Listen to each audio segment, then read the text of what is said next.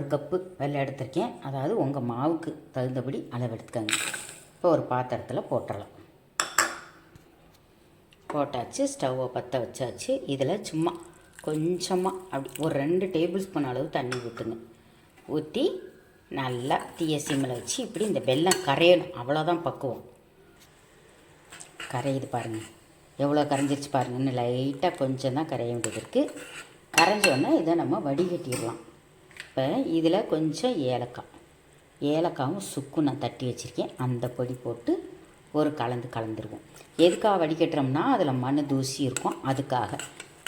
நல்ல சுத்தமான வெல்லம் அப்படின்னா நீங்கள் வடிகட்ட வேணாம், அப்படியே போட்டுடலாம்.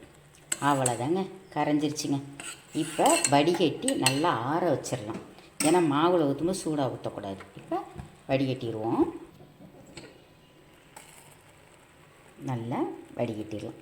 வடிகட்டி போய் ஃபேன் காற்றுல வச்சு நல்லா ஆற வச்சு எடுத்துகிட்டு வந்துடலாம்.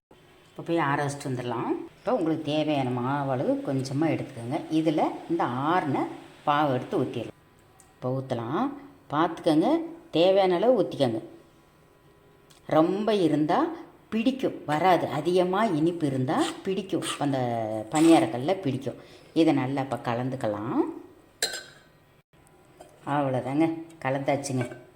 அதே மாதிரி ரொம்ப தண்ணியாகவும் இருக்கக்கூடாது மாவு. ஒரு தோசை மாவு பதத்தில் இருந்தால் போதும். இப்போ பணியாரக்கல்ல அடுப்பில் வச்சிடலாம்.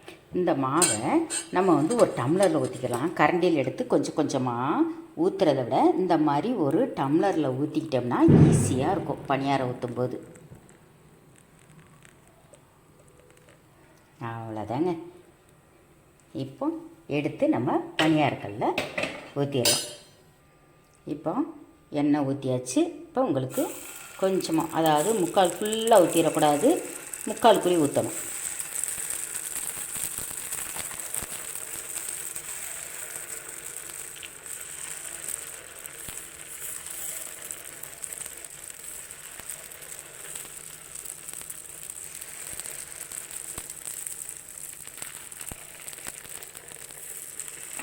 அவ்வளோதாங்க, எல்லா குழியும் ஊற்றியாச்சு.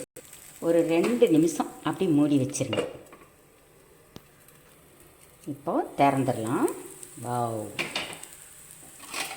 இப்போ நம்ம இது புஷ் வெந்தது மாத்திரம் தெரியுது பாருங்கள் தனியாக. அப்படி ஈஸியாக எப்படி பாருங்கள், அப்படி லேசாக பிரட்டினாலும் கரெக்டி வந்துடும். அப்படி அழகாக பார்த்தீங்களா, குண்டு குண்டாக அழகான ஒரு குழிப்பணியாரம்.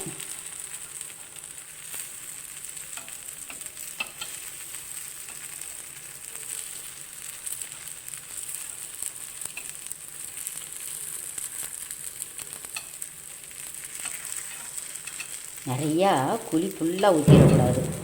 ஊற்றிட்டா அந்த மாவெல்லாம் வெளியே வந்துடும். அப்புறம் உருண்டையாக இருக்காது, பார்க்க அழகாக. இப்போ இந்த சைடும் வேகட்டும். தீய சிம்மிலே வச்சுக்கோங்க.